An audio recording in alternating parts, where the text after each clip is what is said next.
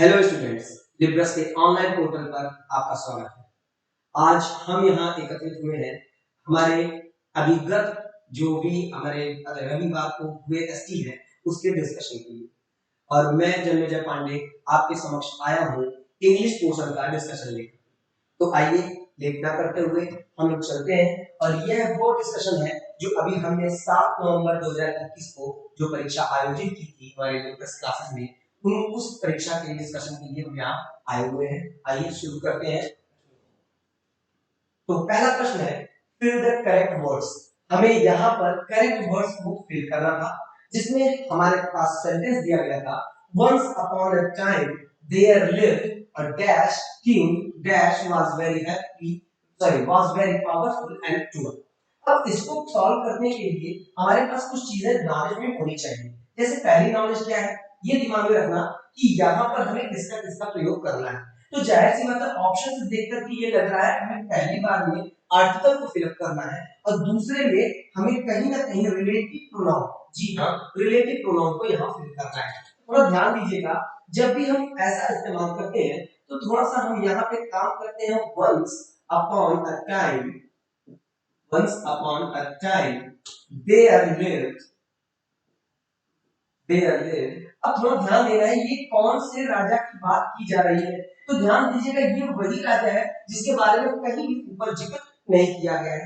ऐसी कंडीशन में ये राजा कोई भी हो सकता है और उन कोई सारे राजाओं में से किसी एक की बात हो रही है, इसलिए यहाँ पर हमें जो फिल करना है वो आ ही होगा। आर्टिकल आ का यूज यहाँ पे किया जाएगा।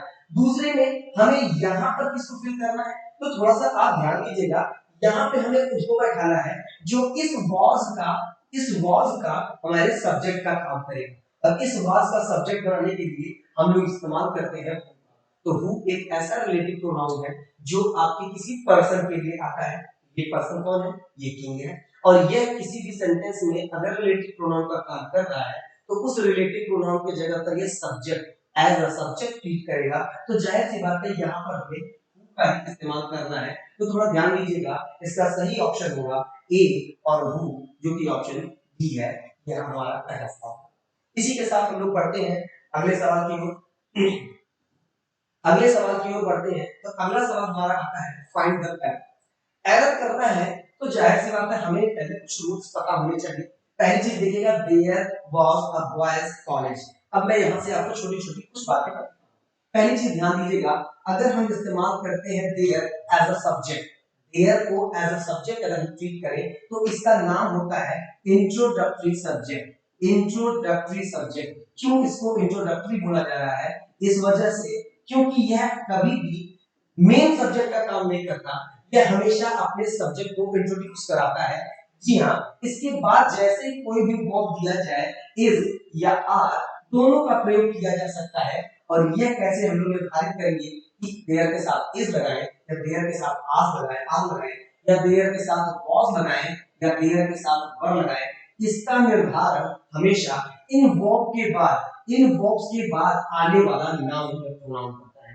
जी हाँ, अगर हमारा यह नाउन सिंगुलर है तो यहाँ हमेशा सिंगुलर वर्ब मतलब इज एंड वाज का यूज किया जाएगा। अगर हमारा ये नाउन प्लूरल है तो आर और वर का इस्तेमाल किया जाएगा। तो थोड़ा ध्यान दीजिएगा, मैं कुछ एग्जांपल्स आपके सामने ले रहा हूँ। अगर आपके सामने लिख दिया गया है देयर अ किंग, तो याद रखिएगा या तो यहाँ पर आ होगा और या तो यहाँ पर वाज होगा। यहाँ ना तो आर आ सकता है, यहाँ ना तो वर आ सकता है। लेकिन अगर यही क्वेश्चन आपके सामने ऐसे रहे, देयर के बगल में यहाँ पर स्टूडेंट्स लिख दिया जाए, तो यह हमारा प्लूरल नाउन निकला। और अगर यह प्लूरल नाउन है तो इसके साथ हम लोग या तो यहाँ आर का यूज कर सकते हैं या तो यहाँ पर हम वर का इस्तेमाल कर सकते हैं। तो थोड़ा ध्यान दीजिएगा, देयर इंट्रोडक्टरी सब्जेक्ट, इसके बाद आने वाला वर्ब सिंगुलर भी हो सकता है और प्लूरल भी हो सकता है। यह निर्धारण कौन करता है, इसके बाद वाला नाउन करता है। तो पहली चीज हम यहाँ से जानकारी मिली।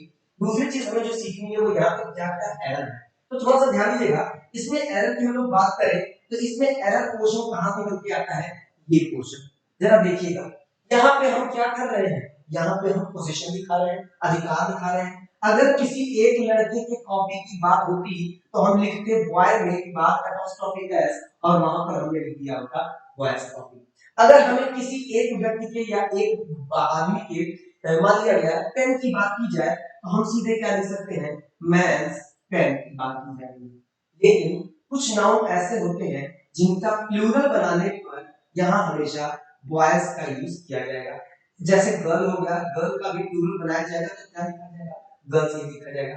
अब अगर किसी चीज पर अधिकार लड़कों का है, लड़के का नहीं, लड़कों का है, तो ऑब्वियस सी बात है कि हमें यहाँ पर बॉय नहीं बॉयज चाहिए, और बॉयज चाहिए तो उस कंडीशन में इनका अधिकार या इनका पोजीशन दिखाने के लिए ओनली एपोस्ट्रोफी का यूज किया जाता है, एस का यूज नहीं किया जाता है। दूसरी बात रही, यहाँ पे एक शब्द दिया गया है कॉलेज।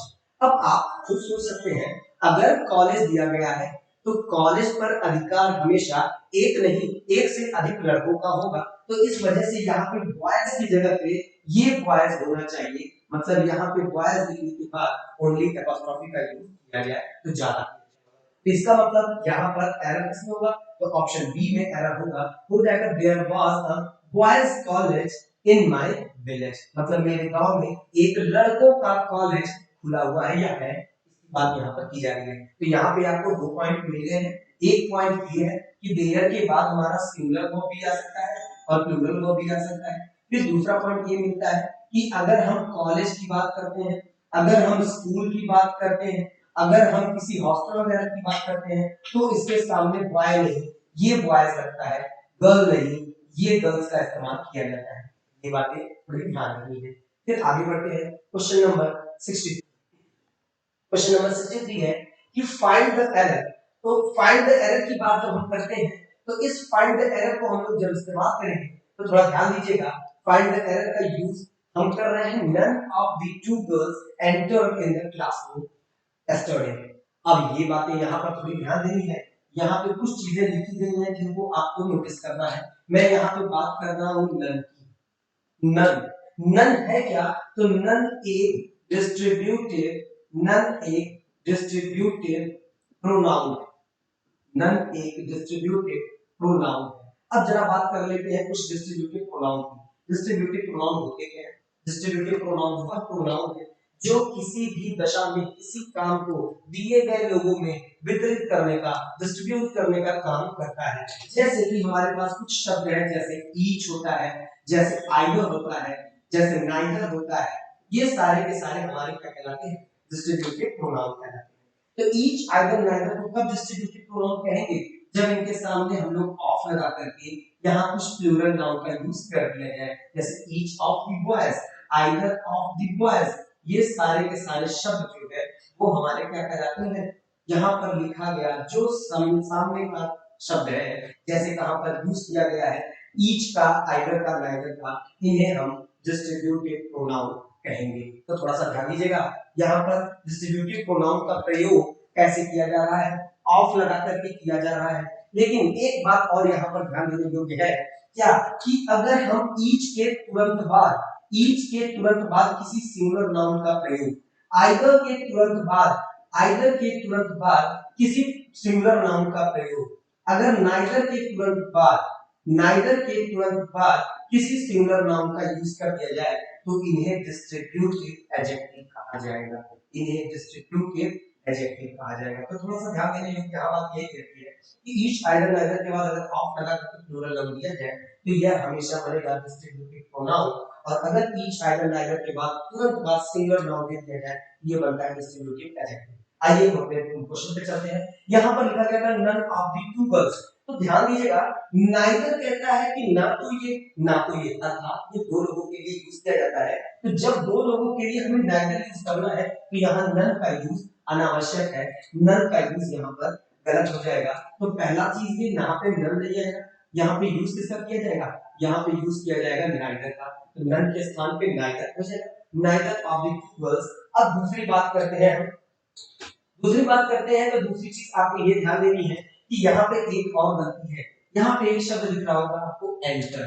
तो थोड़ा सा एक बात अपने दिमाग में बैठा लीजिए कि एंटर के बाद जब हमें किसी भी वर्ग, किसी भी जगह पे, किसी स्थान में अंदर प्रवेश करना हो तो उसके बीच में कोई भी प्रीपोजिशन का यूज नहीं किया जाता, मतलब सीधे एंटर द रूम कहा जाएगा, एंटर इनटू द रूम या एंटर इन द रूम का यूज नहीं किया जाएगा, अर्थात यहाँ पर यह क्वेश्चन भी गलत हो जाएगा। तो यहाँ पर हम सीधे यूज करेंगे द एंटर द क्लासरूम हो जाएगा, इन का यूज नहीं किया जाएगा। तो यहाँ पर दो वर्ड क्या है, एक नन की जगह पर हमें यूज करना है नाइदर, दूसरा एंटर के बगल के इन को क्या करना है, रिमूव हो जाएगा एंटर द क्लासरूम। अर्थात आपके पार्ट नंबर 1 और पार्ट नंबर 2 में गलती है, हमारा ऑप्शन जो होगा वो सी होगा।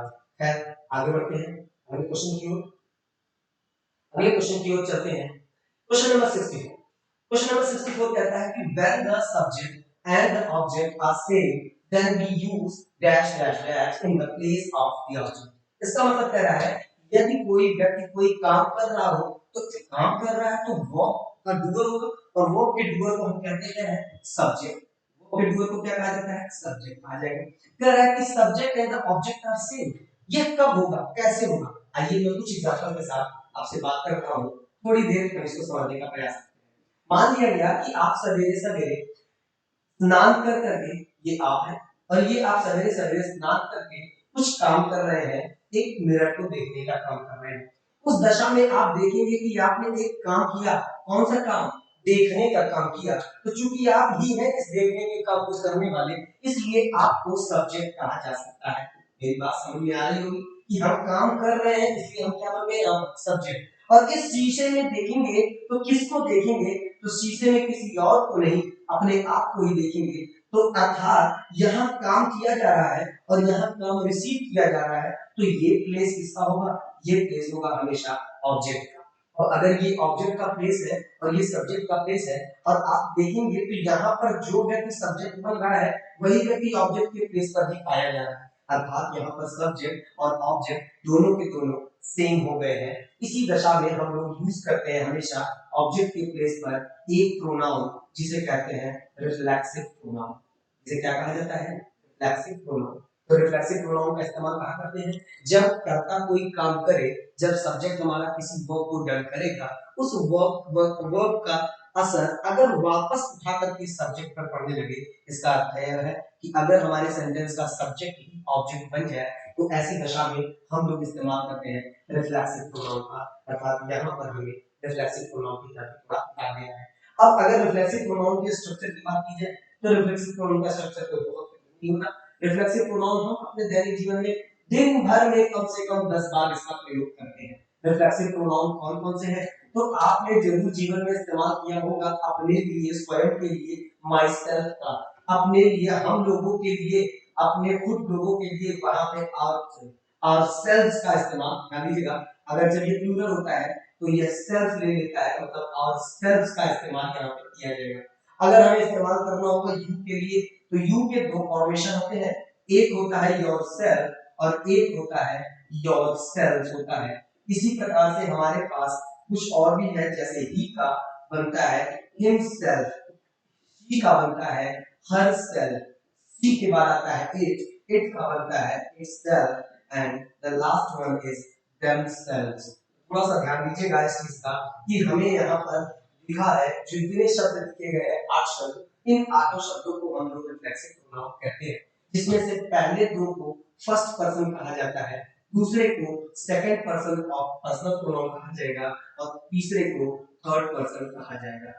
ये बात थोड़ी सी ध्यान देने योग्य है, आपको दिमाग बैठाना है। सब्जेक्ट ही ऑब्जेक्ट बनेगा तो रिफ्लेक्सिव प्रोनाउन कहलाएगा, और रिफ्लेक्सिव प्रोनाउन का स्ट्रक्चर आपके सामने दिया गया है, इसलिए इनको सेल्फ प्रोनाउन भी कहा जाता है। खैर आगे बढ़ते हैं अगले सवाल की ओर। अगला सवाल हमारा कहता है Sulekha is strong, sorry dash dash dash dash strong.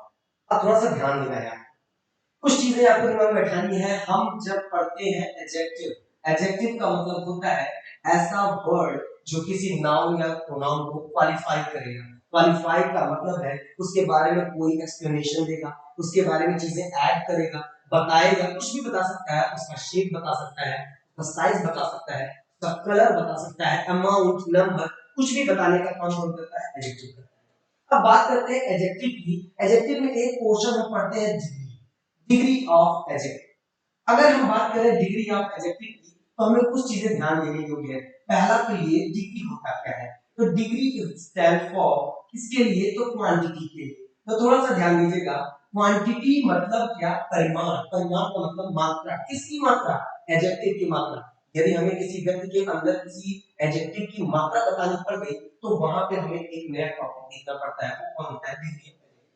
बात करते हैं डिग्री ऑफ एडजेक्टिव कहाँ यूज किया गया है। दोस्तों मान लीजिए आपके क्लास में कोई व्यक्ति है जिसका नाम है रोहित, और आपने कहा रोहित एक अच्छा लड़का है। इसका मतलब आपने बताया कि रोहित के अंदर अच्छाई नाम की एक क्वालिटी प्रेजेंट है। नो डाउट ये समझ में आ रहा होगा। इसके बाद बढ़ते हैं, जब रोहित ने कहा, सॉरी, जब आपने कहा रोहित भी अच्छा है, मोहित भी अच्छा है, लेकिन रोहित मोहित की कंपैरिजन में ज्यादा अच्छा है, तो यहाँ बात हो गई दोस्तों दो लोगों की और दोनों लोगों के बीच के कंपैरिजन की। तो थोड़ा ध्यान दीजिएगा, हम लोग जैसे तुलना करते हैं डिग्री ऑफ एडजेक्टिव पूछ करके आएगा और यहाँ पर अपना काम करना शुरू कर जाएगा। तो थोड़ा सा ध्यान दीजिएगा कि हमें इस्तेमाल करना है डिग्री ऑफ एडजेक्टिव। अब मैं दोस्तों बता दूं कि डिग्री ऑफ एडजेक्टिव तीन प्रकार के होते हैं। एक होती है हमारी पॉजिटिव डिग्री, एक होती है हमारी कंपैरेटिव डिग्री, और एक होती है हमारी सुपरलेटिव डिग्री।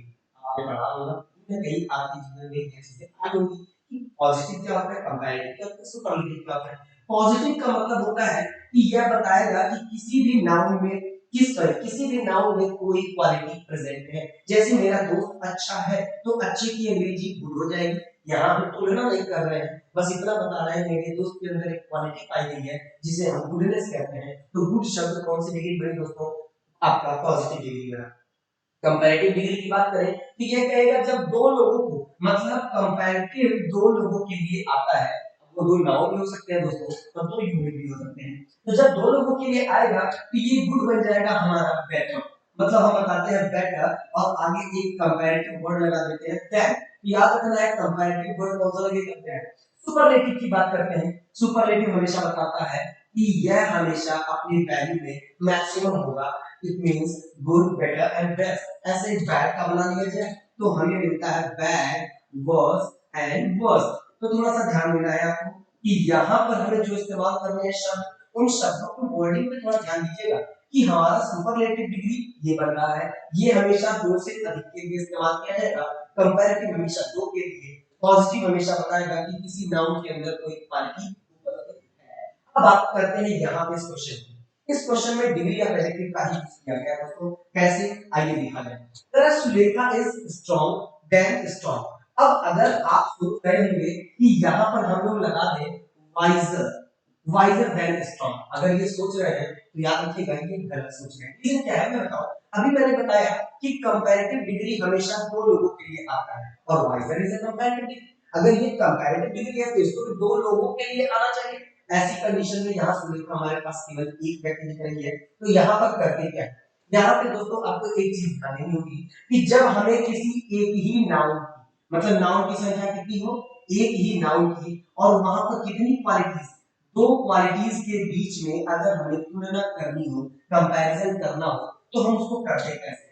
मान लिया गया कि आपके पास दो क्वालिटी दी गई है, जैसे कह दिया गया कि यहाँ पर जैसे क्वेश्चन दिया गया है वाइज भी है और वह स्ट्रॉन्ग भी है। तो थोड़ा ध्यान देंगे आप लोग कि काम यहाँ पर आपको करना कैसे है। तो इसका काम करने के लिए मैं बताता हूँ, अगर एक ही व्यक्ति की दो दो क्वालिटी के कंपैरिजन की बात की जाए तो जो क्वांटिटी अधिक है उसी के सामने आपको यूज करना है मोर, और जो क्वांटिटी कम है उसके सामने यूज करना है दैट। और ध्यान रहे दोनों की दोनों क्वांटिटी को हमेशा पॉजिटिव डिग्री में ही रखा जाएगा, मतलब नो कंपैरेटिव, यहाँ पे कंपैरेटिव इस्तेमाल नहीं किया जाएगा। तो इस रूल को समझते कैसे, यदि एक नाउन के किन्हीं दो अलग अलग क्वालिटीज के बीच में कंपैरिजन किया जाए तो वहां पर दोनों क्वालिटीज को हमेशा पॉजिटिव डिग्री में रखा जाएगा, और उस जो क्वालिटी अधिक होगी, जिस क्वालिटी के अधिक होने की बात हो जा रही है उसके आगे मोर, और जो क्वालिटी कम है उसके आगे देन का use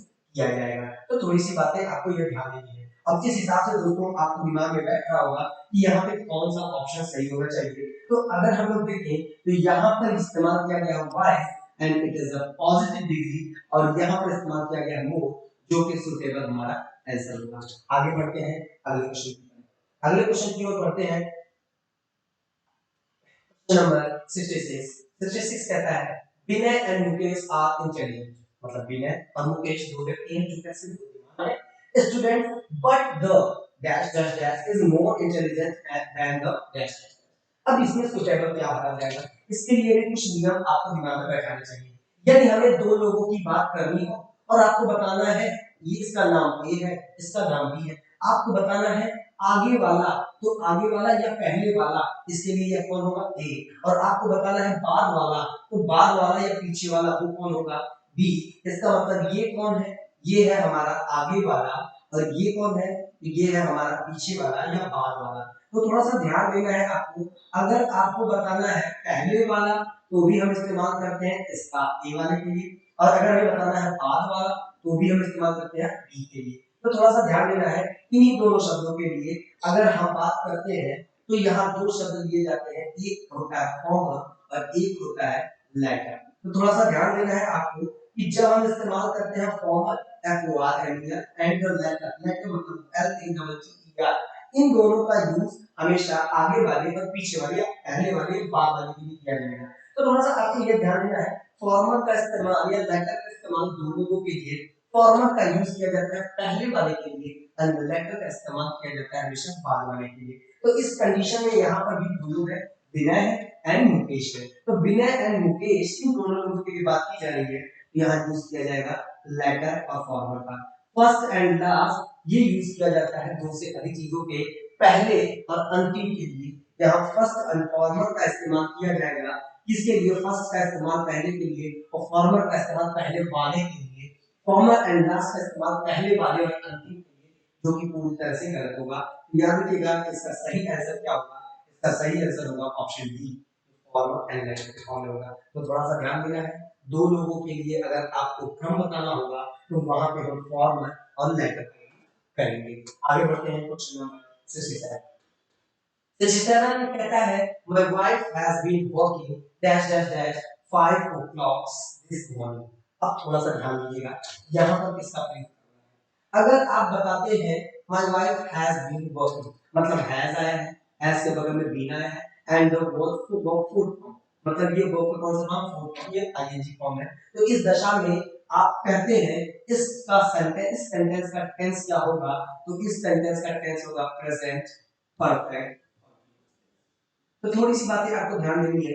present perfect continuous tense कहता क्या है, प्रेजेंट परफेक्ट कंटीन्यूअस टेंस कहता है कि यदि किसी काम की शुरुआत पास्ट टाइम में हो चुकी, तब हुई है दोस्तों पास्ट टाइम में, एंड ये काम अभी तक जारी रहा हो, अभी तक का मतलब ये किस टाइम की बात कर रहा है, प्रेजेंट टाइम की बात कर रहा है, प्रेजेंट तक ये काम जारी हो, मतलब शुरू पास्ट में हुआ हो और जारी अभी प्रेजेंट तक हो, तो ऐसे काम को हमेशा प्रेजेंट परफेक्ट कंटीन्यूअस में रखा जाता है। अब इसके यूज के लिए हम लोग करते हैं क्या, इसी समय को जो काम पीछे से शुरू हुआ था इसी काम को बताने के लिए हम दो शब्दों का इस्तेमाल करते हैं, सिंस एंड। सिंस का इस्तेमाल हमेशा किसी पॉइंट ऑफ टाइम के लिए किया जाता है। पॉइंट ऑफ टाइम का मतलब है दोस्तों कि जब हम इस्तेमाल करेंगे सिंस का तो ये बताएंगे कि काम कब से शुरू हुआ, वह दिन क्या सा था, सुबह से हुआ, शाम से हुआ, 6 बजे से हुआ, 7 बजे से हुआ, दिवाली से हुआ, दशहरा से हुआ, क्रिसमस से हुआ, ईद से हुआ, किस जगह से शुरू हुआ, इसकी शुरुआत अगर केवल और केवल स्टार्टिंग पॉइंट दिया जाएगा तो हमेशा इस्तेमाल करते हैं सिंस का। इसीलिए कहते हैं सिंस का इस्तेमाल हमेशा पॉइंट ऑफ टाइम के लिए किया जाता है दोस्तों, पॉइंट ऑफ टाइम के लिए। फॉर आता है, फॉर किसके लिए इस्तेमाल किया जाता है, फॉर का प्रयोग हम जब करते हैं तो ये हमेशा टाइम का ड्यूरेशन बताता है, टाइम इंटरवल बताने का काम करता है। ये बताता है काम 2 मिनट के लिए हुआ, काम 5 घंटे से हो रहा है, काम 10 घंटे से हो रहा है, काम 20 साल से हो रहा है, काम 50 साल से हो रहा है। इसका मतलब यहाँ टाइम का ड्यूरेशन किया जाएगा, इसके लिए क्या इस्तेमाल करना है दोस्तों, फॉर। अब क्वेश्चन की तरफ बढ़ते हैं तो यहाँ क्या लिखा गया है 5 o'clock, इसका मतलब यहाँ पे आपका ड्यूरेशन ना भी करके वह पॉइंट दिया गया है कि काम कब से शुरू हुआ, एंड पॉइंट ऑफ टाइम के लिए हम लोग इस्तेमाल करते हैं क्या चीज, सिंस। सही ऑप्शन क्या हो जाएगा, option B, my wife has been working since 5 o'clock this morning. आगे बढ़ते हैं दोस्तों अगले क्वेश्चन की ओर। अगला क्वेश्चन कहता है question number 68, he dash dash dash to Varanasi. अब थोड़ी सी बातें मैं कुछ यहाँ पे एक्स्ट्रा एडिशनल इंफॉर्मेशन में ऐड कर जरा मैं दो टेंस को देख रहा हूं दोस्तों, आप इन दोनों टेंसों पर ध्यान दीजिए। एक है प्रेजेंट का परफेक्ट टेंस और एक है पास्ट का इंडेफिनिट टेंस। आइए इन दोनों को मैं एक साथ डिफाइन कर रहा हूं, जरा इनमें अपने आप को रख करके देखिएगा कि यहाँ पर आप चीजें सॉल्व कर रहे हैं अथवा नहीं कर रहे हैं। थोड़ा सा ध्यान दीजिए। प्रेजेंट परफेक्ट टेंस में प्रेजेंट परफेक्ट और पास्ट परफेक्ट आपने अलग अलग टेंस में अलग अलग स्ट्रक्चर ये सब पढ़ लिया होगा। मैं यहाँ बोलता हूँ प्रेजेंट और past indefinite, present perfect tense और पास्ट इंडेफिनिट टेंस सेम। जी हाँ दोस्तों, बिल्कुल सेम होते हैं। बस आपको कुछ बातें याद रखनी है, मैं जो बताने वाला हूँ थोड़ा ध्यान सुनिएगा। मान लीजिए अगर आपसे कोई पूछता है क्या तुम खाना खाओगे, इस समय तुम खाना खाओगे, आपने कहा नहीं नहीं, आप थोड़ी देर पहले खाना खाया हो, तो आप कहते क्या है, मैं खाना खा चुका हूँ, मैं खाना नहीं खाऊंगा। एक इंफॉर्मेशन दी, एक इंफॉर्मेशन ये दी जाए कि वह परसों आया था। दो इंफॉर्मेशन मैंने दी है, दोनों सेंटेंस में गौर करिएगा दोस्तों। एक में कहा गया है मैं खाना खा चुका हूं, मैं अब खाना नहीं खाऊंगा।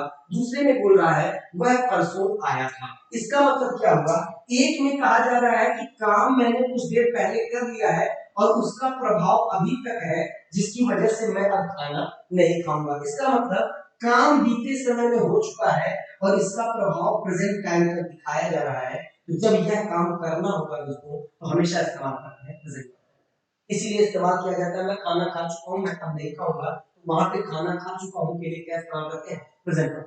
लेकिन अगर कोई काम पास्ट की होने के केवल एक इंफॉर्मेशन हो, जैसे वह परसों आया था, क्या इसका संबंध आज से दिया जा रहा है? इस वाक्य से पता चल रहा है कि उस काम का संबंध आज तक के लिए है? नहीं, बिल्कुल नहीं पता चल रहा है। अगर नहीं पता चल रहा है तो ऐसे काम को रखते हैं हमेशा पास्ट इंडेफिनिट में। तो थोड़ा सा इस बात को ध्यान देने की आवश्यकता है। लेकिन आप लोग थोड़ा परेशान ना होइए, यहाँ पर हम लोग सॉल्व करने का प्रयास करते हैं। लिखा जा रहा है ही टू वाराणसी एस्टरडे। यही वर्ड है दोस्तों जो हमें बता रहा है कि काम कब हुआ है, कल हुआ है। लेकिन इस वाक्य से ये कोई बात पता नहीं चल रही है कि इस काम का प्रभाव अभी तक पड़ रहा है अथवा नहीं। तो ऑब्वियस सी बात है, हमारे पास प्रेजेंट में परफेक्ट में रखने का इसका कोई चांस नहीं है। तो हमारे पास बचता कौन है, पास्ट इंडेफिनिट। और पास्ट इंडेफिनिट में दोस्तों वर्ब के सेकंड फॉर्म की बात की जाती है। तो वो का सेकंड फॉर्म क्या होता है दोस्तों, वेंट, क्योंकि भेजना है, जाना है, तो वो का इस्तेमाल करना होगा। इस वजह से यहाँ पर हम इस्तेमाल करेंगे ऑप्शन, यही आंसर है। आइए आगे बढ़ते हैं क्वेश्चन नंबर 16। क्वेश्चन नंबर 69 कहता है मैच द फॉलोइंग करेक्टली। मतलब कि जो नीचे दिए गए वाक्य हैं उनको करेक्ट फॉर्म में रख करके बैठाना है। थोड़ा ध्यान दीजिएगा, ऐसे क्वेश्चंस तब दिए जाते हैं जब चीजों को और टफ करना होगा, थोड़ा कठिन बनाना होगा। उसी उद्देश्य से ये क्वेश्चन दिया गया था। इस क्वेश्चन को थोड़ी सी बातें ध्यान दीजिएगा। यहाँ आप चाहें तो दो तीन ऑप्शन में ऐसे हैं जिनको आप किसी से किसी को भी मिला सकते हैं, लेकिन एक ऑप्शन ऐसा है जिसको केवल किसी से मिलाना पड़ेगा। मैं उन्हीं की चर्चा कर रहा हूँ, थोड़ी ध्यान देते हैं हर एक सेंटेंस की तरफ आते हैं। तो पहले ध्यान दिया जाए, मैंने सबका, यहाँ पर सबका सब्जेक्ट अलग किया गया है और ये आपका प्रेडिकेट है जो यहाँ पे यूज किया गया है। तो थोड़ा सा ध्यान देना है, करेक्ट सब्जेक्ट को करेक्ट प्रेडिकेट से मिलाने का काम इस वाक्य में करने, इस क्वेश्चन में करना है। सब्जेक्ट जिसे हम हिंदी में कर्ता कहते हैं, प्रेडिकेट जिसे हम हिंदी में विधेयक कहते हैं। आइए बात करते हैं। मैं एक काम करता हूँ, इसमें सीधे उसी सेंटेंस की ओर बढ़ता हूँ जिसमें हम लोग यूज किए हैं सीधे के सीधे काम। आइए सारे प्रेडिकेट की तरफ थोड़ा ध्यान दीजिएगा, जो अपना सुटेबल सब्जेक्ट मांगेगा उसी की तरफ से हम इसको काम करेंगे। आइए क्वेश्चन नंबर पहले की तरफ बढ़ते हैं। ठीक है, आर गोइंग टू मार्केट। भाई के साथ आर का प्रयोग तो कभी कर ही नहीं सकते, शी के साथ आर का प्रयोग तो कभी कर ही नहीं सकते, आई भी कभी आर लेता नहीं है, ओनली बचा कौन, दे। इसका मतलब ऑप्शन बी का ऑप्शन पहले वाले से मिलेगा। यहाँ ऑप्शन दो इस तरह से सही किए जाते हैं। आइए आगे की तरफ बढ़ते हैं, अगले सेंटेंस की तरफ। थोड़ा सा ध्यान दीजिएगा, दूसरे में क्या लिखा है, was playing with his stuffs. मतलब वह अपने सामान के साथ क्या कर रहा था, खेल रहा था। अब अगर खेलने की बात है तो किसके स्टफ के साथ, हिज स्टफ के साथ। ऐसे सेंटेंस में आप अगर वह व्यक्ति अपने ही सामान के साथ खेल रहा है तो ही के साथ का यूज कर सकते हैं। हो सकता है कोई लड़की हो और अपने भाई के या किसी और लड़के के स्टफ के साथ खेल रही हो, तो वहां पे हम भी इसका भी इस्तेमाल कर सकते हैं। मतलब ये एक ऐसा सेंटेंस है जो अपने सब्जेक्ट के फॉर्म में ही भी ले सकता है, शी भी ले सकता है। हो सकता है मैं भी खेल रहा हूँ तो आई भी ले सकता है, क्योंकि आई के साथ उसको वाज भी यूज किया जाता है। इसका मतलब इस ऑप्शन के लिए ही, शी और आई दोनों सही है। अब अगर यहाँ पे दोनों सही है तो यहाँ हम इस्तेमाल करेंगे किसका, ये दिमाग में रखना है। तो ध्यान दीजिएगा, कोई दिक्कत नहीं है, बाकी तो मैच भी करना चाहिए। अगर हम दोनों में से किसी को भी मिला देंगे तो बाकी ऑप्शन भी तो मैच होने चाहिए। आई देखते हैं, आई की बात करते हैं, आई की बात सॉरी तीसरा नंबर, तीसरे नंबर की बात करते हैं, लिखा एंड हर पेरेंट्स। ध्यान दीजिएगा, कह रहा है कि कोई व्यक्ति है और उसके साथ उसके माता पिता are walking on the roof, तो हर का यूज किया जाता है शी के लिए, और ये शी यहाँ पे दिया गया है, इसका मतलब बी में किसको जोड़ा जाएगा, टी को जोड़ा जाएगा। आते हैं अगला, बी में पहले तो जोड़ चुके हैं, यहाँ पे पहला, यहाँ पे तीसरा, और अगर हम यहाँ पे यूज कर लेते हैं I was he was playing, मतलब दूसरे को, तो बच रहा है आई। आई के साथ याद रखिएगा, अब मैं यहाँ पर एक ऐसा शब्द लिख रहा हूँ एडजस्ट। एडजस्ट की बात करूं, एडजस्ट के जस्ट बगल में क्या दिया गया है, माई सेल्फ। इसका मतलब यहाँ माई सेल्फ जो है वो एडजेक्टिव एडजस्ट का ऑब्जेक्ट बनने का काम कर रहा है। जैसा कि हमने पीछे पढ़ा था, रिफ्लेक्सिव प्रोनाउन, जब सब्जेक्ट ऑब्जेक्ट सेम हो जाए तो ऑब्जेक्ट के स्थान पर सब्जेक्ट का ही क्या रखा जाता है, रिफ्लेक्सिव प्रोनाउन। जरा बताइएगा, माई सेल्फ किसके लिए आता है, ही के लिए, शी के लिए, आई के लिए या यू के लिए, तो ऑब्वियस सी बात है आई के लिए ही आता है। इसका मतलब यहाँ पे ये क्वेश्चन आई का option number C option number add होगा, मतलब यहाँ पर क्वेश्चन नंबर 4, मतलब हमें जोड़ना है 2 3 4 एक, तो एक के साथ 2 को जोड़ा, बी के साथ 3 को जोड़ा, सी के साथ 4 को जोड़ा, डी के साथ 1 को जोड़ा, इसका मतलब आगे की तरफ बढ़ते हैं दोस्तों। Question number 60 sorry question number 70 की तरफ देखा जाए क्या है, कर रहा है इसमें आपको बता दिया जाए कि ये आपका चेंज करना है नरेशन, नरेशन है, कथन है, ये चेंज करना है। तो जैसा कि मैं एक बार बता दूं आपको कि नरेशन जो होता है ये आपका दो प्रकार का होता है, एक को कहते हैं direct, the second one is indirect. आइए इनके बारे में छोटी सी जानकारी लेंगे।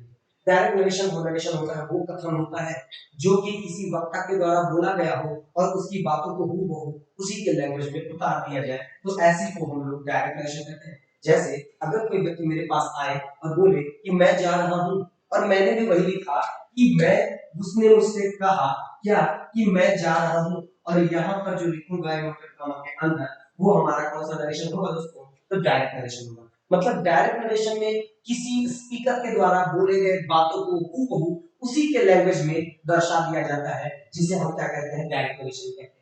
अब बात आती है कि अगर कोई व्यक्ति मेरे से बात कर रहा है और उसने अपने शब्दों में कोई बात बोली, तो मैं ऐसा भी तो कर सकता हूँ उसकी बात को अपने लैंग्वेज में कन्वर्ट करके भी बोल दूं, तो वह हमारा क्या बन जाता है, इनडायरेक्ट नरेशन बन जाता है दोस्तों। तो कुछ बातें आपको ध्यान देनी है, आपने बचपन से दो चीजें जरूर पढ़ी होंगी, क्या क्या, एक आपकी किताब के पोर्शन में अगर कहीं आपने पढ़ा होगा 9th हाई स्कूल 10th, वहां पे आपने देखा होगा कुछ चीजें ऐसी लिखी जाती हैं दोस्तों, और कुछ कहानियों में या कुछ जगहों पे कुछ चैप्टर्स ऐसे होते थे कि यहाँ कैरेक्टर का नाम लिख करके और आगे उसके द्वारा बोली गई बात, यहाँ कैरेक्टर का नाम लिख करके आगे उसके द्वारा बोली गई बात, यहाँ भी कैरेक्टर का नाम लिख करके आगे उसके द्वारा बोली गई बात को दर्शाया जाता है।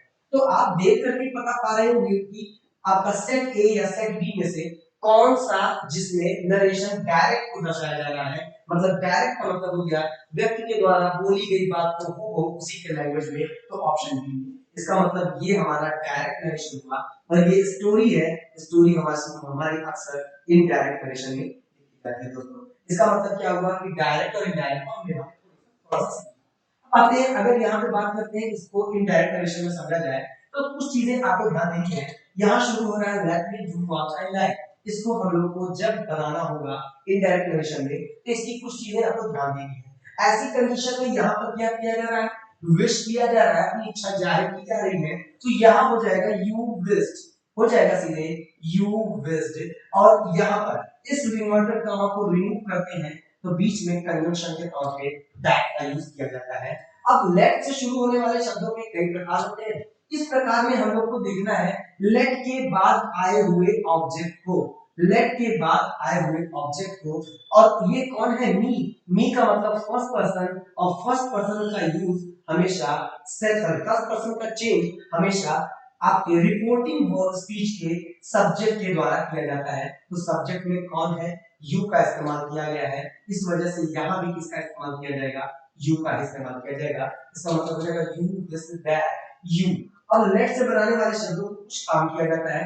लेट से बनाने वाले शब्दों का प्रयोग हम लोग जब करते हैं तो यहाँ पे एक चीज दे दी जाती है जिसे हम लोग शुड कहते हैं, मतलब हो जाएगा यू शुड, और बाकी का जो वर्ब का फर्स्ट फॉर्म दिया गया है उस वर्ब के फर्स्ट फॉर्म का यूज यहाँ पर कर दिया जाए, शुड के बाद डू। अब आगे बढ़ते हैं। अगर आप ध्यान दे रहे होंगे दोस्तों तो यहाँ पर व्हाट एक रिलेटिव कंजंक्शन है और इसके बाद सेंटेंस में क्लॉज का एक अलग क्लॉज का इस्तेमाल किया गया है। इसका हम लोग नरेशन सेम पहले की तरह बनाएंगे जैसे हम लोग जानते हैं असर्टिव सेंटेंस का। तो यहाँ हो जाएगा व्हाट आई। अब आई मतलब फर्स्ट पर्सन का यूज हम लोग किसके अनुसार, सब्जेक्ट के अनुसार। तो सब्जेक्ट के अनुसार यहाँ भी क्या हो जाएगा दोस्तों, यहाँ पर भी इस्तेमाल किया जाएगा what, कहा जाएगा what you like।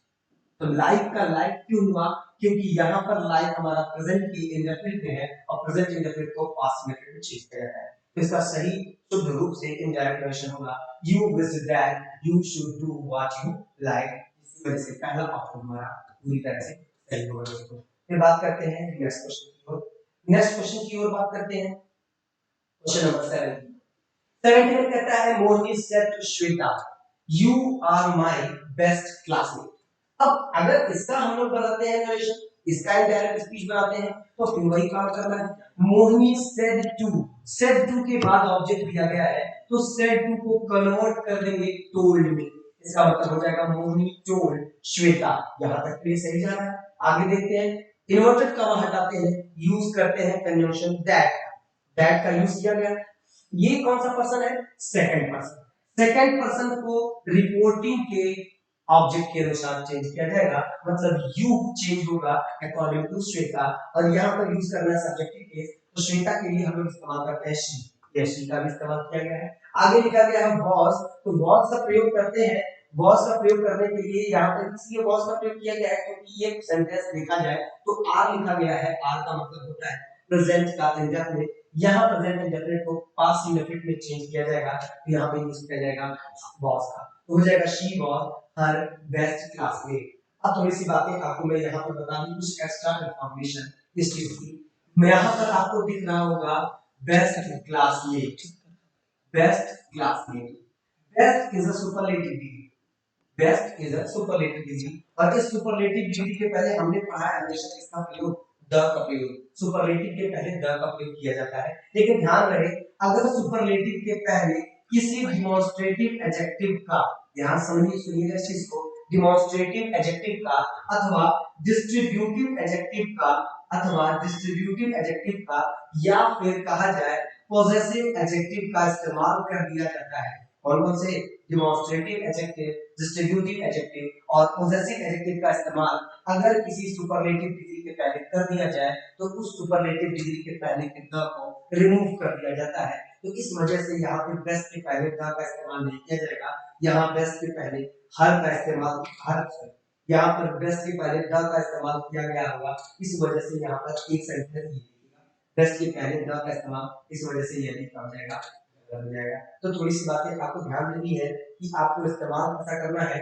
तो हो जाएगा इसका सही मतलब कि Mohini told Shweta that she was her best classmate. यहाँ भी क्लासमेट, यहाँ भी क्लासमेट, यहाँ क्लासमेट्स है, इस वजह से यह ऑप्शन भी नहीं होगा। इसका सही आंसर होगा ऑप्शन नंबर। आगे बढ़ते हैं दोस्तों अगले क्वेश्चन की तरफ। Question number 72। 72 कहता है change the following into passive.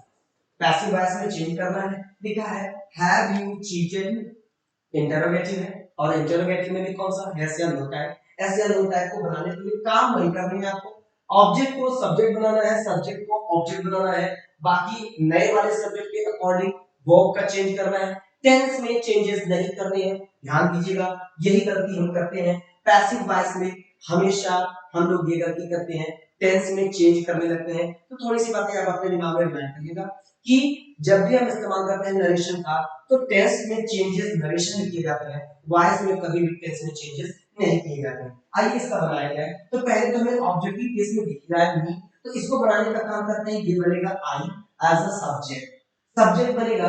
अब आई के साथ हैव लगाते हैं या हैव लगाते हैं, ये तो आप अच्छे से जानते हो।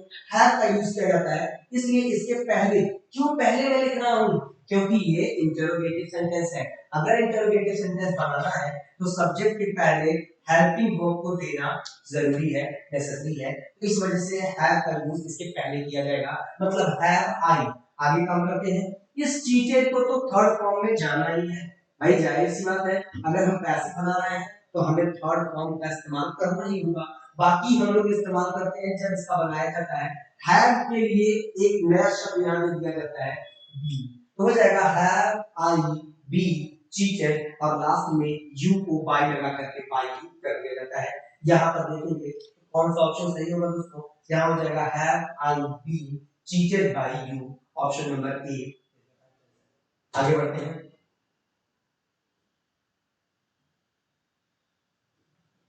Question number 73। क्वेश्चन नंबर 73 कहता है द वर्ड, तीन वर्ड दिए गए हैं यहाँ पे, जरा ध्यान देना है। Demonstrative, representation and the drift are respectively क्या क्या है, तो मैं कुछ चीजें आपको बता दूं। IVE एक ऐसा सफिक्स है जो चीजों में, जो रूट वर्ड्स में ऐड होकर के एडजेक्टिव का फॉर्मेशन करता है, ये एडजेक्टिव बनाने का काम करता है। ऐसे कुछ और भी है, जैसे हमारे फुल की बात की जाए, जैसे ब्यूटीफुल, चीयरफुल, केयरफुल, ये सब के सब भी क्या बनते हैं, एडजेक्टिव बनते हैं। जब हम लेस की बात करें, जैसे कर दिया जाए केयरलेस, हार्मलेस, माइंडलेस, यूजलेस, ये हमारा क्या बन जाता है, एडजेक्टिव बन जाता है। जैसे बात किया जाए एबल का, जैसे कर दिया जाए वर्केबल, अवॉइडेबल, ये सारी की सारी चीजें भी बनती हमारी क्या, एडजेक्टिव बनती है। जैसे बात किया जाए इक, इक एक भी एक सफिक्स है, जैसे आपका कह दिया जाए आप इक से बना दिया जाए पैट्रियोटिक, तो पैट्रियोटिक शब्द भी हमारा क्या बन जाता है, एडजेक्टिव का काम करता है। तो थोड़ा सा ध्यान देना है आपको। IVE, FUL, LESS, एबल, एक, ये सारे के सारे सफिक्स मिल करके क्या बनाते हैं, जनरली एडजेक्टिव फॉर्मेशन का काम करते हैं। तो डिमॉन्स्ट्रेटिव वर्ड क्या बनेगा, लास्ट में IVE आया है, इस वजह से इसे एडजेक्टिव बनना पड़ जाएगा, तो ये एडजेक्टिव बनने का काम करेगा। तो पहला तो हमारा हो गया क्या, एडजेक्टिव। आगे बात करते हैं रिप्रेजेंटेशन की। तो रिप्रेजेंटेशन को दिखाने के लिए आपको कुछ बात बता दूं, थोड़ा सा ध्यान देना होगा आपको कि रिप्रेजेंटेशन शब्द में लास्ट में आपको दिख रहा होगा TION, TION, NESS, ये सारे वर्ड जैसे ENCE या ANCE, ये सब जुड़ करके ये ऐसे सफिक्स हैं जो हमेशा नाउन, एब्स्ट्रैक्ट नाउन लेकर का काम करते हैं, ये एब्स्ट्रैक्ट नाउन को फॉर्मेट करने का काम करते हैं। थोड़ा सा ध्यान रखना है कि रिप्रेजेंटेशन मतलब क्या होता है, प्रस्तुति, किसी चीज की प्रस्तुति, तो ये हमारा क्या बनेगा, नाउन बनेगा। डिमॉन्स्ट्रेटिव, डिमॉन्स्ट्रेटिव का मतलब होता है इशारा करने वाला, इंडिकेट करने वाला, तो ये डिमॉन्स्ट्रेटिव हमारा एडजेक्टिव बनता है, इसका मतलब ये हमारा क्या बना, नाउन बना। आगे की बात करते हैं ड्रिफ्ट के साथ। ड्रिफ्ट की बात करते हैं दोस्तों, तो ड्रिफ्ट कौन सा नाउन है, आइए।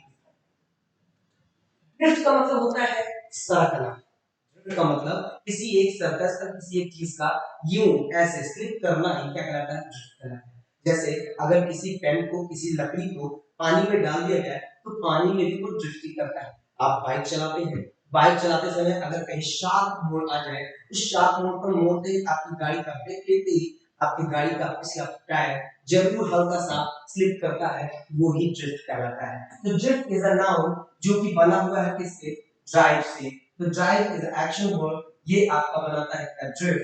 तो ड्रिफ्ट शब्द जो है ये एक नाउन है जो एब्स्ट्रैक्ट नाउन का काम करता है। इसका मतलब हमारा जो सही आंसर होगा एडजेक्टिव, नाउन एंड नाउन, इसका मतलब ऑप्शन बी इसका सही जवाब हो जाएगा दोस्तों। आगे की ओर बढ़ते हैं, क्वेश्चन नंबर 74। 74 की तरफ कहा जाए, neither the salary dash dash dash the work atmosphere was good in that office. मानिए गाइस, इसका कहने का तात्पर्य कि कोई व्यक्ति है किसी ऑफिस में काम कर रहा है, कह रहा है यार वहां ना तो सैलरी अच्छी थी और ना ही आपके वर्क एटमॉस्फेयर, काम करने का वातावरण भी सही नहीं था, अच्छा नहीं था। तो जाहिर सी बात है यहाँ दो चीज होती है, थोड़ी सी मैं बातें बता दूं नीदर शब्द के बारे में। आइए थोड़ी चर्चा कर लेते हैं द वर्ड नीदर। अब मैं कुछ सेंटेंसेस लिख रहा हूं, उन सेंटेंसेस पे ध्यान देने का काम करिएगा आप लोग, थोड़ा सा सब रखिएगा। Neither, neither of the boys was, फिर बोला जाए neither was प्रेजेंट। फिर बोला जाए नीदर बॉय वाज प्रेजेंट। फिर बोला जाए नीदर रवि और श्याम और वो आई। इन सारे सेंटेंसेस की चर्चा करी है। सेंटेंस नंबर 1 क्या कहता है हमारा? सेंटेंस नंबर 1 2 3 4 चार सेंटेंस लिखे गए हमारे सामने। चार सेंटेंस के अंदर इसी डिफरेंट लिखते हैं। यहाँ पे अगर बोला जाए कि ये हमारा टोटल सब्जेक्ट है, काम करेगा नो डाउट ये subject and this word is ये हमारा प्रेडिकेट। सब्जेक्ट में भी अगर हम बात करें एग्जैक्टली किसकी बात हो रही है, तो आप कहेंगे neither of the boys. Boys obviously बात है यहाँ स्टैंड करेगा दो लोगों के लिए। ये कहेगा ना तो ये लड़का ना तो ये लड़का, अर्थात दोनों में से कोई भी नहीं प्रेजेंट था। इसका मतलब neither is a negative word. तो पहला पॉइंट हमारा क्या मिलता है? नीदर हमारा नेगेटिव वर्ड होता है। अगर आपको इस सेंटेंस में कभी मिला दिखा दिख जाए वाज नॉट प्रेजेंट, तुरंत नॉट को काट दीजिएगा, क्योंकि नीदर के साथ नॉट नेवर का इस्तेमाल नहीं किया जाता, क्योंकि ये पहले से ही कैसा वर्ड है? नेगेटिव वर्ड है, नकारात्मक शब्द है। नकारात्मक शब्दों के साथ और भी नहीं का इस्तेमाल नहीं किया जाएगा। पहली चीज। दूसरी चीज, जब नीदर का यूज ऑफ के पहले किया जाए और ऑफ के बाद आपको प्लूरल नाउन का इस्तेमाल दिख जाए, तो नीदर का इस्तेमाल प्रोनाउन की तरह से किया गया होगा। एज अ प्रोनाउन इसका ट्रीटमेंट वहां पे होगा। इसका मतलब नीदर ऑफ द बॉयज में नीदर शब्द जो है वो प्रोनाउन का काम करता है। नीदर वाज प्रेजेंट, इसमें अगर सब्जेक्ट देखेंगे तो अकेला नीदर ही इसका काम करता है दोस्तों, सब्जेक्ट का काम कर रहा है, बाकी आपका प्रेडिकेट बनने का काम कर रहा है। इसका मतलब यहाँ यूज किया गया नीदर शब्द भी हमारा सब्जेक्ट बन रहा है, इस वजह से यहाँ भी यह प्रोनाउन बनेगा। ऐसा क्यों? ऐसा इसलिए क्योंकि किसी भी सेंटेंस का सब्जेक्ट एग्जैक्ट सब्जेक्ट एकदम कर्ता, जिसकी वजह से काम हो रहा है या जो काम कर रहा है, जो काम जिसके बारे में कोई इंफॉर्मेशन ऐड की जा रही है, वो व्यक्ति हमेशा या तो नाउन होगा या तो प्रोनाउन होगा या नाउन इक्विवेलेंट होगा। दोस्तों तीनों की बात की जाती है। इसका मतलब यहाँ पर ये प्रोनाउन का काम करेगा। लेकिन जब नीदर के बगल में क्या दिया गया हो? Why, and why is a singular noun। इसका मतलब जब नीदर के बगल में कोई सिंगुलर नाउन आता है तो ऐसी कंडीशन में यह एडजेक्टिव का काम करता है। कौन सा एडजेक्टिव? ये बनता है डिस्ट्रीब्यूटिव एडजेक्टिव। यहाँ कौन सा प्रोनाउन? तो distributive pronoun, distributive pronoun and this one is distributive adjective. आगे की ओर बढ़ा जाए, नीदर रवि और श्याम और मोहित वाज प्रेजेंट। इसका मतलब है कह रहा है कि नीदर रवि, ना तो रवि ना ही श्याम और ना ही मोहित जो है वो उपस्थित थे। इसका मतलब यहाँ नीदर के साथ दो चीजें, सॉरी ये नॉट होना चाहिए, ये नॉट नॉट दो शब्दों का इस्तेमाल किया गया है। मतलब नीदर के साथ नॉट का इस्तेमाल होने पर इसे कंजंक्शन कहा जाएगा। तो थोड़ी सी बातें आपको ध्यान देनी है कि नीदर के साथ अगर हम इस्तेमाल करते हैं नॉट का, मैं आगे यहाँ पर क्लियर कर दे रहा हूँ आपको, दिखेगा चीजें अच्छे से। अगर आपके सामने कहीं पर आ जाए नीदर और नीदर के बगल में लिखा हो ऑफ और ऑफ के बगल में लिखा हो प्लूरल नाउन तो और। दूसरी कंडीशन, अगर आपके सामने लिखा गया हो नीदर और नीदर क्या यूज बिना किसी नाउन के किया गया हो, मतलब विदाउट एनी नाउन इसका प्रयोग किया गया हो, और आगे लिखा गया हो अगर नीदर, इसी वाक्य में मिल जाए नीदर और नीदर के बगल में आपको मिल जाए सिंगुलर नाउन, या फिर आपको दिखा मिल सकता है क्या नीदर, नीदर के बगल में कोई शब्द या बीच में नॉट फिर कोई शब्द नॉट, ऐसी कंडीशन दे दी जाए तो पहले के दो सेंटेंस में यह आपका डिस्ट्रीब्यूटिव प्रोनाउन बनता है। पहले के दो सेंटेंस में ये क्या बन गया? Distributive pronoun. बीच के सेंटेंस में इसका प्रयोग डिस्ट्रीब्यूटिव एडजेक्टिव की तरह से किया गया है, डिस्ट्रीब्यूटिव एडजेक्टिव की तरह से किया गया है। दोस्तों नीचे वाले सेंटेंस में जिसमें नीदर के साथ नॉट आ रहा है, नीदर के साथ नॉट आ रहा है, ऐसी कंडीशन में इसको कंजंक्शन कहा जाता है। मैं दो बातें और यहाँ पे क्लियर कर देना चाह रहा हूँ दोस्तों, आप थोड़ा ध्यान दीजिएगा इन बातों पर कि अगर हम नीदर का प्रयोग दो लोगों के लिए, सॉरी नीदर का प्रयोग प्रोनाउन या एडजेक्टिव की तरह से कर रहे हैं, यह हमेशा दो लोगों के लिए ही आएगा फॉर्चून। लेकिन यदि नीदर का इस्तेमाल, नीदर का प्रयोग हम कर रहे हैं कंजंक्शन के तौर पर, कंजंक्शन के तौर पर, तो यह दो के लिए भी आ सकता है और मोर देन टू के लिए भी इसका प्रयोग किया जा सकता है। ये बातें आपको ध्यान देनी है, कुछ चीजें थी इसको आपको क्लियर करना है, आप समझिएगा इसको। आगे की ओर बढ़ते हैं।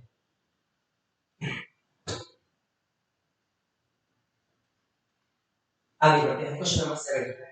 द क्वेश्चन 75 कहता है the antonym and synonym of word alien. आइए एलियन शब्द की बात करते हैं। एलियन नाम तो सुना ही होगा बहुत ज्यादा। एलियन मूवी भी बनती है इसके कई सारी। हमारे यहाँ की मूवी पहली इस तरह की जो इतनी वर्ल्ड वाइड फेमस हुई थी, उस तरह से बोला जाए तो कोई मिल गया, तो वहां भी जादू का था एलियन। आइए मैं एलियन से कुछ समझने थोड़ी भ्रांतियां तोड़ दूं। एलियन का मतलब सिर्फ और सिर्फ परग्रही, मतलब सिर्फ दूसरे ग्रह का नहीं होता, परग्रही भी नहीं होता। थोड़ी सी बातें एलियन का मतलब होता है ऐसा कोई भी चीज जो आपका नेटिव ना हो, जहां आप रहते हैं उस परिवेश का ना हो, आप हर उस वस्तु को क्या बोल सकते हैं, एलियन। अर्थात एलियन का दूसरा शब्द विदेशी भी होता है। ये दिमाग में बैठाइएगा कि एलियन इज स्टैंड फॉर सब विदेशी। अब विदेशी को तो हम वैल्यू है किस चीज के लिए, फॉरेनर के लिए। और दूसरा शब्द है एंटोनिम्स। एंटोनिम इसका मतलब एलियन का सिनोनिम्स क्या हो गया, विदेशी। विदेशी का मतलब फॉरेनर। इसका मतलब कि एलियन का एक सिनोनिम्स हमारा क्या हो गया, फॉरेनर। दूसरे तरफ की बात करते हैं एलियन के एंटोनिम्स। एंटोनिम्स ऑफ एलियन इस क्या होगा, वह जो आपके पास का हो, आपके नजदीक का हो, आपके आसपास का हो, और आसपास की वस्तु के लिए हम लोग इस्तेमाल करते हैं नेटिव। इसका मतलब एलियन का एंटोनिम्स होगा नेटिव, और एलियन का सिनोनिम्स होगा फॉरेनर। एंड वो आपका ऑप्शन नंबर ए का सही जवाब होगा। तो बड़ी सी बातें ध्यान रखनी है, सिनोनिम्स एंटोनिम्स। मैं कोशिश करूंगा कि आपको इस पीडीएफ के साथ, सॉरी इस वीडियो के साथ नीचे कुछ पीडीएफ लिंक्स भी दे दिए गए जिसमें आप एंटोनिम्स और सिनोनिम्स को आसानी से समझ सकते हैं। आगे की ओर बढ़ते हैं क्वेश्चन नंबर 76। क्वेश्चन नंबर 76 कहता है the word that can not be read is known as. अब ध्यान दीजिएगा यहाँ चार ऑप्शन दिए गए हैं, एलिजिबल, इलिजिबल, इलीगल, इरिवर्सिबल। अब थोड़ी सी बातें कर ली जाएगी। एलिजिबल का मतलब होता है एलिजिबिलिटी, जिसमें बताई जाती है चीजें योग्य है या नहीं होती है। एलिजिबिलिटी मतलब योग्यता की बात किया कर रहा है। इलिजिबल, एलिजिबल का मतलब होता है अपठनीय। और यह ध्यान देंगे हमारे प्रश्न में यही तो पूछ रहा है, वह शब्द जिसे क्या नहीं किया जा सकता, पढ़ा ना जा सकता हो। हिंदी में उसी को तो अपठनीय कहता है, मतलब जो रीडेबल ना होगा उसे क्या कहेंगे, इलिजिबल कहा जाएगा। और यही ऑप्शन हमारा सही जवाब होगा। इलीगल का मतलब अवैध, इरिवर्सिबल का मतलब होता है कि जो चीज रिवर्स ना आ रही हो, जो चीज बैक ना आए, रिटर्न ना हो, उसी को हम कहते हैं इरिवर्सिबल प्रोसेस। आगे बढ़ते हैं क्वेश्चन नंबर 77। क्वेश्चन नंबर 77 कहता है सोल्जर्स, वो सैनिक, हु जो कि फाइट ऑन फूट, ये सॉरी है मतलब वह सैनिक जो किस पर लड़ते हो, जिन्होंने लड़ाई की हो किस पर, पैरों से, मतलब पैदल चलकर की लड़ाई की हो, तो पैदल सेना हिंदी में बोला जाएगा। और इंग्लिश में इसी को इन्फेंट्री कहा जाता है। इन्फेंट्री का मतलब होता है पैदल सेना। इन्फेंट्री का मतलब होता है पैदल सेना। थोड़ी सी बातें ध्यान रखनी है आपको, इन्फेंट्री का मतलब पैदल सेना। ध्यान रहे इन्फेंट्री और इन्फेंट दोनों देखने में भी एक समान होते हैं, लेकिन ये एक समान होते नहीं है। इन्फेंट का मतलब होता है नवजात, नवजात का मतलब अभी जिसका जन्म हाल ही में हुआ हो, इनफैंट। लेकिन जो आपकी आर्मी, ऐसी सेना, ऐसे सोल्जर्स जो पैदल, मतलब आपके पैदल सेना की तरह काम करते हैं, उन्हें इन्फैंट्री कहा जाता है। आगे बात करते हैं कैवलरी। कैवलरी शब्द आता है हमारा किसके लिए, तो कैवलरी शब्द आता है घुड़सवार सेना के लिए। घुड़सवार सेना के लिए हम लोग इस्तेमाल करते हैं कैवलरी का। आगे बात करते हैं एडमिरल्टी।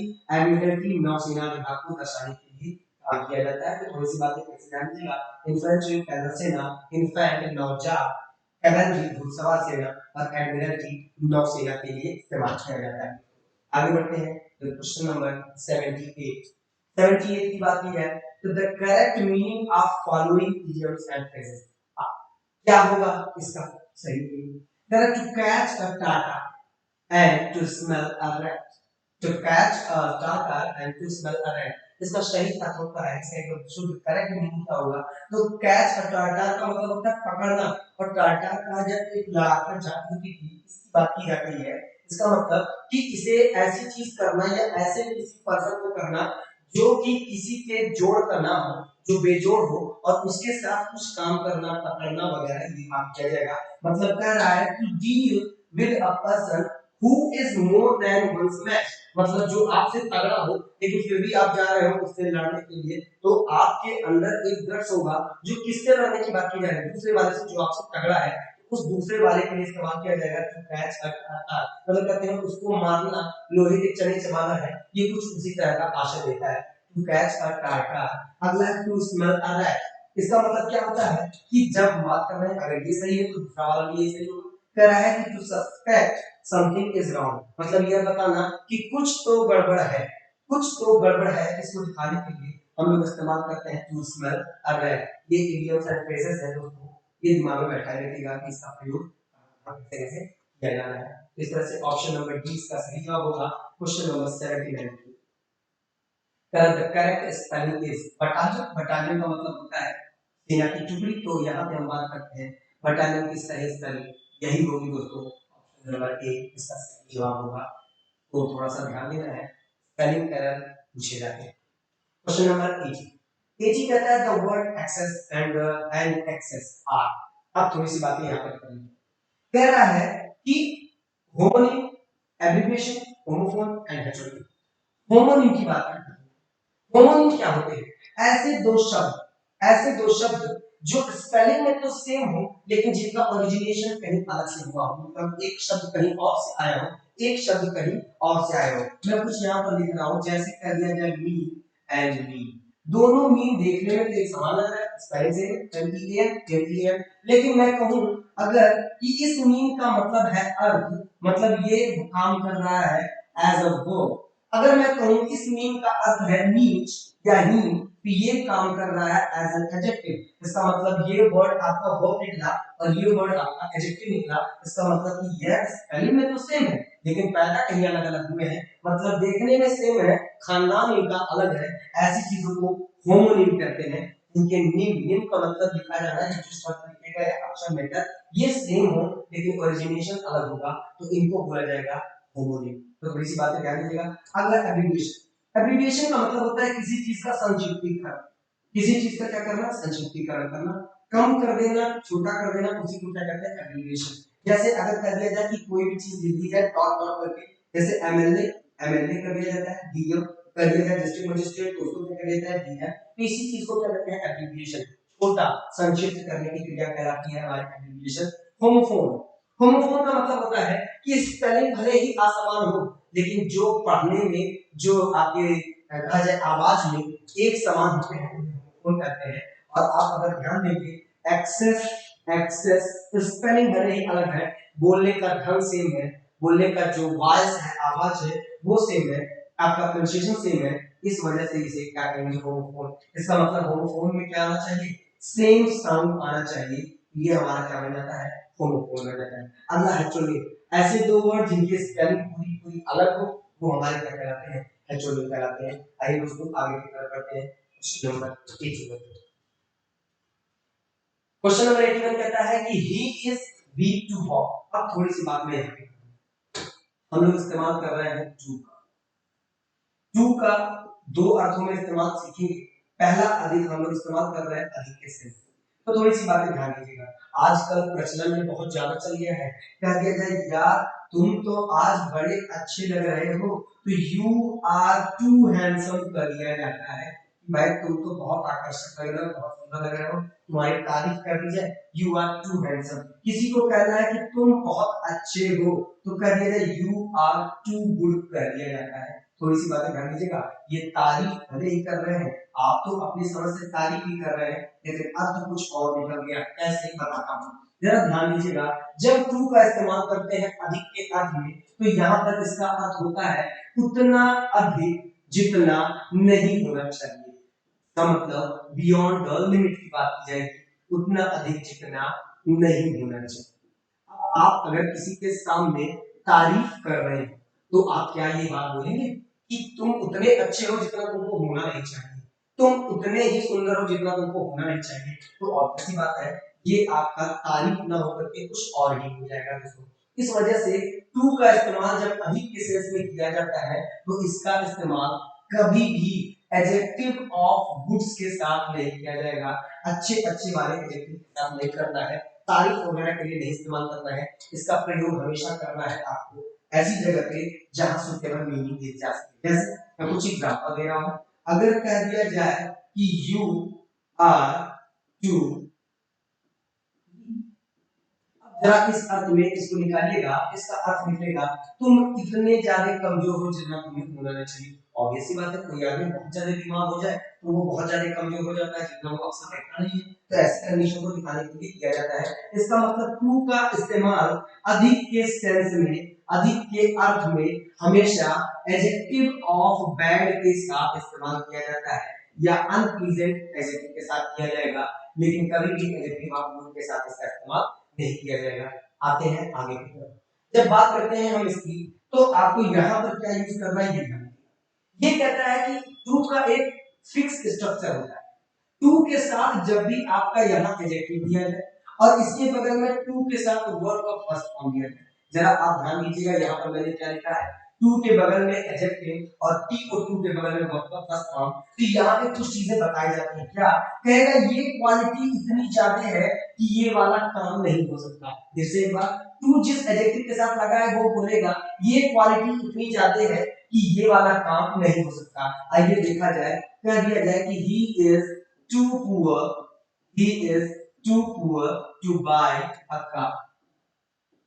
इसका मतलब हुआ दोस्तों कि वह इतना गरीब है कि क्या नहीं खरीद सकता, एक कार नहीं खरीद सकता, तो इतना ज्यादा गरीब है। इसका मतलब टू पुअर, एक्सेस क्वांटिटी, इतनी ज्यादा कि ये वाला काम नहीं किया जा सकता, तो he is too poor to buy a car. इसका अर्थ हो जाएगा कि वह इतना गरीब है कि क्या नहीं खरीद सकता, कार नहीं खरीद सकता। अगर मान लीजिए कोई व्यक्ति है, कोई जानवर है, अगर कर दिया जाए कि ही इज, वो बहुत ही छोटा है, कोई व्यक्ति है जो बहुत ही छोटा है, he is too short to find the attic।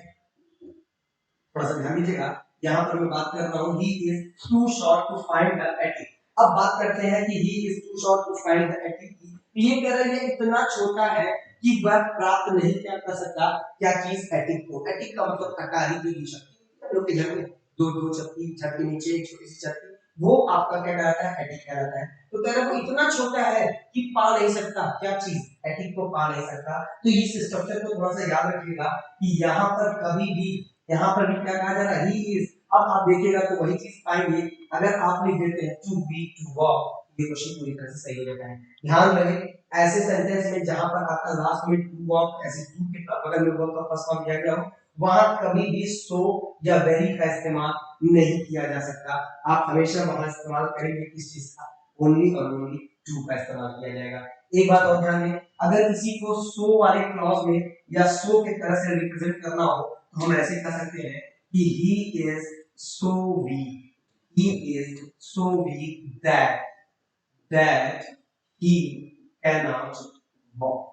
इसका मतलब क्या हुआ, वही डबल क्लॉज में मैंने इसको लिख दिया। मतलब कि अगर आप चाहें तो इसको कन्वर्ट करके इस फॉर्मेट में भी लिख सकते हैं, मतलब दोनों का अर्थ सेम ही होगा। ये सो और दैट क्लॉज के साथ है और यहाँ पर टू वीक टू वॉक का अर्थ दिया गया है। इसको ध्यान दीजिएगा, यहाँ पे ऑप्शन नंबर डी इसका सही जवाब होगा। बढ़ते हैं क्वेश्चन नंबर 82 की। 82 आपका था पैसेज, पैसेज के अकॉर्डिंग आपको क्वेश्चन के आंसर दे देते और यहाँ पर क्या आपका क्वेश्चन नंबर अगला आता है। लिखा गया है Robins father was worried about, Robins father was worried about his. अब अगर आप देखेंगे कि क्यों वह चिंतामय थे, क्यों वो चिंताशील थे, तो यहाँ पर आते हैं, हम लोग पीछे चलते हैं और देखते हैं कि यह कहाँ पर चिंताशील थे। तो थोड़ा सा अगर आगे बढ़ा जाए तो आइए पढ़ते हैं। कह रहा है Robin was handsome and well-built, full of fun and good humor, and very popular among his friends। अपने दोस्तों के बीच में वो बहुत ही आकर्षक, बहुत ही सुंदर और बहुत ही क्या था, full of fun, मजाकिया and good humor। उसके पास सेंस ऑफ ह्यूमर वो भी बहुत अच्छा था। His parents were proud of him, though his father worried about, देखिएगा आपके प्रश्न का जवाब यहाँ दिया गया है, his high spirited nature। तो जब आप ऑप्शन की तरफ बढ़ेंगे तो वहां आपको ऑप्शन दिख जाएगा, ऑप्शन नंबर देखा जाए तो हाई स्पिरिटेड नेचर, ऑप्शन 3 यहां पर सही जवाब होगा। तो Robins father was worried about, क्यों वरीड थे, उसके हाई स्पिरिटेड नेचर के लिए ये वरीड थे। फिर बात करते हैं अगले क्वेश्चन की। अगला क्वेश्चन कहता है कि the roads were not safe due to. अब आते हैं देखते हैं कि क्यों वो रोड्स जो थे वो सेफ नहीं थे। आगे देखिए क्वेश्चन में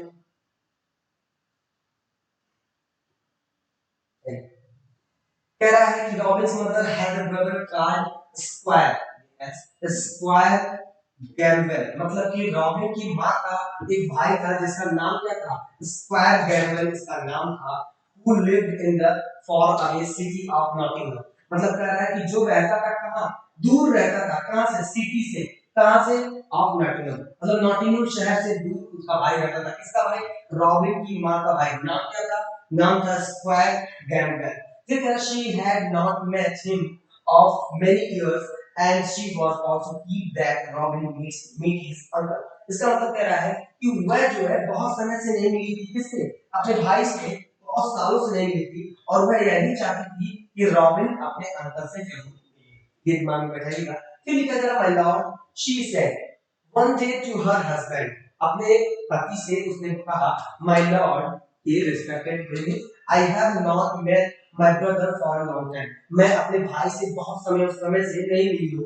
आई wish to go to Nottingham to visit him, कह रहा मैं जाना चाहती हूँ कहाँ, नॉटिंघम, क्या करने के लिए, उससे मिलने के लिए। ये ध्यान दीजिएगा, इन्फिनिटिव का प्रयोग है, आप यहाँ पे पर्पस बताने के लिए इस्तेमाल किया जा रहा है।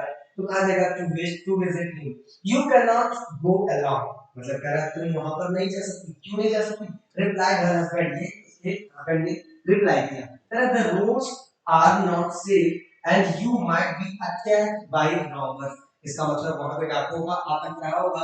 इसका मतलब अगर हम जवाब की बात करें तो क्वेश्चन नंबर आपका 83 का पूछ रहा है the road were not safe due to, किसकी वजह से, तो रॉबर्स की वजह से वह रोड आपका सेफ नहीं था। ये इसका सही आंसर होगा। आगे की ओर बढ़ते हैं अगले जवाब की। अगला जवाब कहता है Will Gamble was Robins, will Gamble पर था, हमने स्क्वायर गैम्बल को देखा है, वो रॉबिन का अंकल तो था, लेकिन विल गैम्बल कौन है, इसकी चर्चा अभी तक नहीं हुई है। तो आइए पैसेज की तरफ बढ़ते हैं।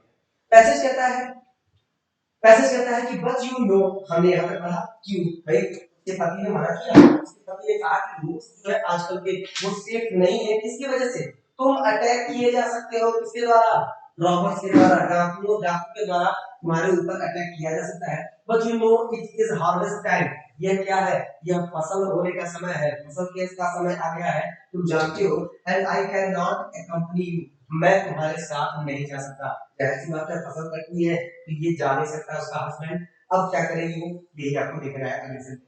अगले पैसेज की तरफ बढ़ते हैं, पैसेज की पार्ट की तरफ। Can I take Robin with me, कह रहा है कर ये कि क्या मैं रॉबिन को ले जा सकती हूँ। तो अगर रॉबिन की बात की जाएगी कि रॉबिन को लिया जा सकता है या नहीं लिया जा सकता है, ये बात ये पूछ रही है। फिर can I take Robin with me, मैं क्या अपने साथ रॉबिन को लिए जा सकती हूँ। शी आस्क्ड ईगरली, उसने उत्सुकता से पूछा। ही इज स्ट्रांग इनफ, और ध्यान दीजिएगा स्ट्रांग इनफ। अब आइए यही एक छोटा सा ग्रामर का रूल बता दूं कि इनफ शब्द जो होता है वो दो तरह का होता है। एक होता है हमारा एडजेक्टिव और एक होता है हमारा एडवर्ब। एक होता है हमारा एडजेक्टिव, एक होता है हमारा एडवर्ब। एडजेक्टिव तब बनेगा जब ये किसी नाउन के बारे में बताएगा, और आपका एडवर्ब तब बनेगा जब ये किसी एडजेक्टिव या एडवर्ब या फिर किसी वर्ब के बारे में बताएगा। यहाँ स्ट्रॉन्ग शब्द है एडजेक्टिव, इसका मतलब इनफ जो आया है वो स्ट्रॉन्ग के लिए, मतलब एडजेक्टिव के लिए, and the word enough is adverb. और ध्यान दीजिएगा जब इनफ एडवर्ब होता है तो यह हमेशा अपने एडजेक्टिव के बाद लगाया जाता है, और जब ये नाउन होता है तो याद रखिएगा कि इसका प्रयोग नाउन के पहले, मतलब मनी के साथ लगाना है तो इनफ मनी करेंगे, और अगर काइंड के साथ लगाना है तो काइंड इनफ करेंगे। ये बातें आप ध्यान दीजिएगा। आइए पैसेज को आगे बढ़ाते हैं। That he is strong enough to protect me, जैसे देखिएगा to protect, पर्पस बताने के लिए कह रही है वो strong enough है, पर्पस क्या है, to protect, पर्पस बताने के लिए इंफिनिटिव का प्रयोग ध्यान दीजिएगा कि to protect me, आपने आपको बता रही है कि वह बहुत ज्यादा क्या है, ताकतवर है, किस चीज के लिए पर्याप्त ताकतवर है, मुझे बचाने के लिए वो ताकतवर है। I know I will be safe with him, वो बताती है आगे कर बोलती है मुझे पता है कि मैं उसके साथ सेफ रहूंगी। अब उसका हस्बैंड कहता है, हर हस्बैंड एग्री, उसका हस्बैंड मान जाता है कि आप रॉबिन को तुम अपने साथ ले जा सकती हो। A great deal of preparation was necessary before they could start out on the long journey। इसका मतलब कह रहा है a great deal of preparation was necessary before they could। अब थोड़ा सा ध्यान दीजिएगा, a great deal of का मतलब, a great deal of किसके बारे में बता रहा है, प्रिपरेशन के बारे में बता रहा है, and the word preparation is abstract noun। ये आपका एब्स्ट्रैक्ट नाउन की तरह से काम करता है और एब्स्ट्रैक्ट नाउन की मात्रा वगैरह बताने के लिए अ ग्रेट डील ऑफ आपका काइंड ऑफ इस तरह की चीजें इस्तेमाल की जाती हैं। तो यहाँ अ ग्रेट डील ऑफ का प्रयोग किया जा रहा है अमाउंट बताने के लिए। किस चीज का अमाउंट? प्रिपरेशन मतलब एब्स्ट्रैक्ट नाउन का मतलब अगर पूछा जाएगा ये क्या है तो आप बता सकते हैं कि ये आपका क्वांटिटी है। क्या बताने के लिए? नाउन बताने के लिए। तो सॉरी नाउन की क्वांटिटी को बताने वाला काम कर रहा है तो इसका मतलब ये क्वांटिटेटिव एडजेक्टिव या एडजेक्टिव ऑफ क्वांटिटी को आ जाता है। आगे की तरफ बढ़ते हैं। One necessary before they could start out on the long journey मतलब वो लंबी यात्रा पर जा रहे थे इसके लिए इनको क्या करनी थी? ढेर सारे प्रिपरेशन की आवश्यकता थी। फिर they have to travel by horses. Had to का मतलब हो गया कि उन्हें करना ही पड़ा क्या चीज? यात्रा। किसके द्वारा? हॉर्सेस के द्वारा, अपने घोड़ों के द्वारा करना पड़ा। And they had to make sure there was food and drink to last the journey. इसका मतलब कर रहा है हैड टू, फिर अब क्या गया है टू, है तो मतलब करना ही पड़ेगा। कर रहा उन्हें करना ही पड़ा किस चीज के लिए? श्योर करना पड़ा, पक्का होना पड़ा, निश्चित होना पड़ा किस चीज के लिए? कि there was food and drink to last the journey कि यात्रा को खत्म करने के लिए उनके पास पर्याप्त मात्रा में फूड और ड्रिंक मौजूद हो। आगे की ओर बढ़ते हैं। कहता है good luck with go with you. कह रहा है कि गुड लक और जाओ तुम आपके साथ लेकर जाओ। Call Robin's father as the two set out on the 40 mile journey मतलब कह रहे हैं कि उनके पिता ने जब उनको भेजा इस लंबी जर्नी के लिए कितना 40 मील की जर्नी के लिए तो उन्होंने कहा कि भाई good luck with go with you, good luck भी तुम्हारे साथ जाए मतलब कि भगवान की तरफ से उन्होंने एक मंगल कामना की। कह रहा है after travelling all day robin and his mother reached Nottingham at last मतलब कह रहा है कि ट्रैवलिंग करने के बाद कितना ऑलरेडी पूरे दिन की यात्रा करने के बाद उसकी मां और रॉबिन कहां पहुंचते हैं? नॉटिंघम पहुंचते हैं। अंततः नॉटिंघम पहुंच जाते हैं। कह रहा Robin's uncle was pleased to see them मतलब वो खुश हुए क्या करने के लिए? रॉबिन के जो अंकल थे वो खुश हुए क्या करके? उन्हें देख करके। आगे बढ़ते हैं। So this is my Neiphiu उन्होंने रॉबिन को देखते ही कहा नेफ्यू लगेगा कहेगा ये मेरा भांजा है। ध्यान दीजिएगा नेफ्यू का मतलब भतीजा भांजा दोनों किया जा सकता है। He said as he help Robin's mother down from the horse और उन्होंने यह कहा और उन्होंने मदद की किस चीज की? रॉबिन की मां की मदद करने लगे डाउन फ्रॉम द हॉर्स नीचे घोड़े से नीचे उतरने में। फिर उन्होंने कहा the lad looked well built and intelligent तो ध्यान दीजिएगा लैड जो था जो लड़का था दैट था जो लड़का looked well built and intelligent कैसा दिखता है? अच्छा एकदम बढ़िया सुगठित दिखता है और इंटेलिजेंट का मतलब बुद्धिमान दिखता है। ही येल्ड टू हिज सन अपने पुत्र पर उनके जो मामा थे वो चिल्लाए क्या चिल्लाए? हे विल ध्यान दीजिएगा यही हमारा क्वेश्चन है। He will come and meet your cousin मतलब विल को बुलाया जा रहा है और आगे विल की बात की जा रही है। Will Gamble come to the door इसका मतलब विल गैम्बल कौन था?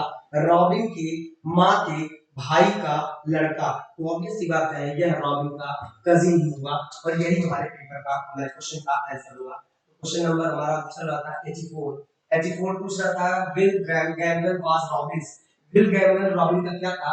तो हमने जाना कि इनके मम्मी के मतलब इनके मदर के ब्रदर का बेटा था इसका मतलब इनका कजिन ही होगा। तो ऑप्शन बी नंबर सेकंड इसका सही जवाब दिया जाएगा। आगे की ओर बढ़ते हैं दोस्तों। आगे क्वेश्चन आता है Robin and his mother had to travel Nottingham by किसके साथ गए? तो अभी हमने पीछे पढ़ा है ये गए थे किसके साथ? हॉर्स के द्वारा गए थे बस कार चैरिट के द्वारा इस्तेमाल नहीं किया गया था यहाँ पे। आगे बढ़ते हैं Robin's mother wanted to go to Nottingham to so that क्या कह रहे हैं कि रॉबिन की मां जाना चाहती थी नॉटिंघम तो क्यों जाना चाहती थी?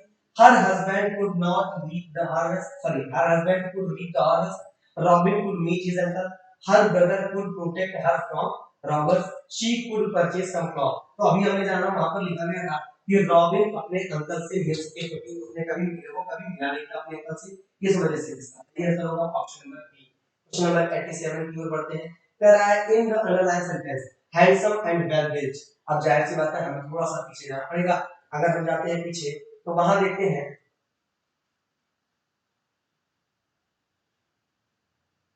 चलिए देखा जाए तो यहीं पर हमारा लिखा गया है robin was handsome and well built. अब देखिएगा वाज है यहाँ पर वाज और वर और भी साथ में कुछ और होते हैं जैसे इज जैसे एम जैसे आर अगर ये सब किसी सेंटेंस में मेन वर्ब के जगह पर आ जाए तो इन्हें लिंकिंग वर्ब भी कहा जाता है और इसके बाद हमेशा सब्जेक्ट कॉम्प्लीमेंट का यूज किया जाता है। तो ध्यान दीजिएगा, यहाँ पर robin was handsome and well built, यहाँ पर वॉज के बाद कोई मेन वर्ड नहीं आया है, इसका मतलब यह यहाँ पर सब्जेक्ट कॉम्प्लीमेंट का काम करेगा। तो हैंडसम और वेल बिल्ट यहाँ पर किसका काम कर रहा है दोस्तों, सब्जेक्ट कॉम्प्लीमेंट का काम कर रहा है। आगे की ओर बढ़ते हैं।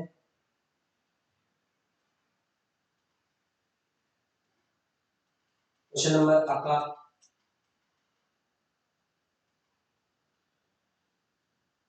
86 की ओर।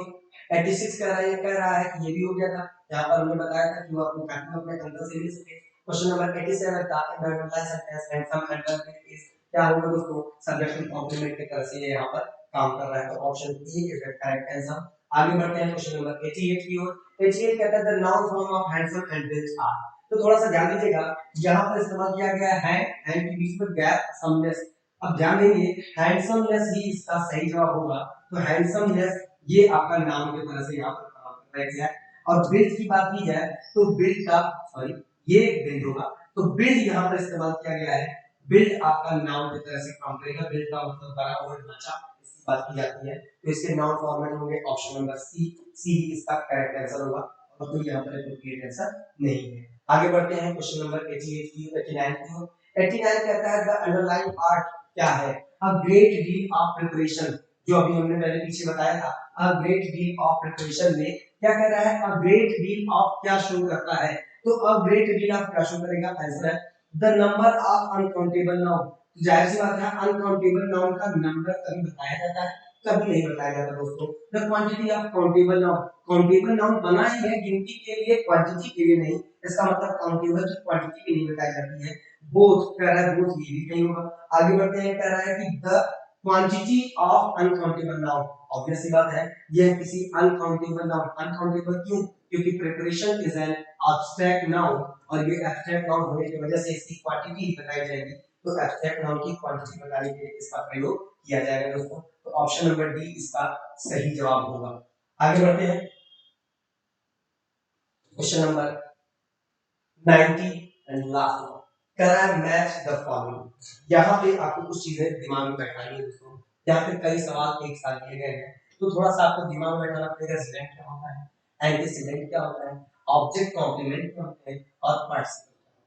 आइए थोड़ी थोड़ी चर्चा कर ली जाए। जीरेंट क्या होता है, आइए आगे बढ़ते हैं। तो जीरेंट का इस्तेमाल हम लोग करते हैं, यहाँ पर इसको सॉल्व करेंगे। जीरेंट का इस्तेमाल क्या करने के लिए किया जाता है, जीरेंट कहता है जब भी वर्ब का फोर्स फॉर्म, फोर्स फॉर्म का मतलब आईएनजी फॉर्म, जैसे आईएनजी का मतलब जैसे गोइंग, जैसे स्विमिंग, जैसे वॉकिंग, जैसे बार्किंग, जैसे सारी चीजें रीडिंग, अगर आईएनजी फॉर्म का इस्तेमाल किसी नाउन की तरह किया जाए तो वह हमेशा जीरेंट कहलाता है। क्या कहलाता है दोस्तों, जीरेंट कहलाता है। और अगर इसी वर्ब के फोर्स फॉर्म का इस्तेमाल हम लोग करने लगते हैं, कहीं पर इस्तेमाल किया जाए मेन वर्ब की तरह से या फिर एज एन एडजेक्टिव की तरह से, तो इसे पार्टिसिपल, और पार्टिसिपल में भी कौन सा पार्टिसिपल, तो पार्टिसिपल में भी इसको प्रेजेंट पार्टिसिपल कहा जाता है।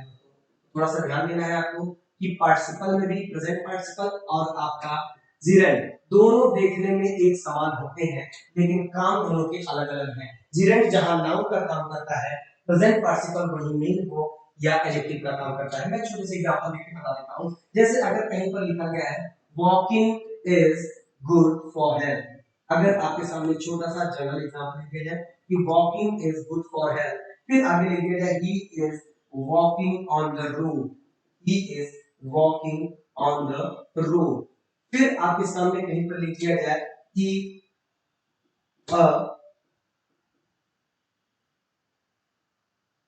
जब कर दिया गया इंटरेस्टिंग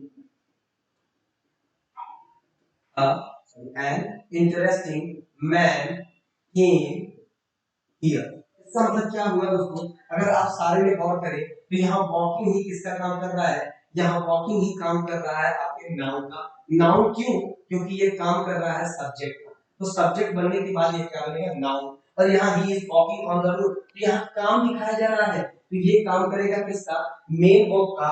जबकि एन इंटरेस्टिंग आईएनजी फॉर्म, इसके बगल में क्या लिखा है, मैन, मैन का मतलब नाउन, और ये नाउन के बारे में बता रहा है इसलिए यहाँ काम करेगा एडजेक्टिव।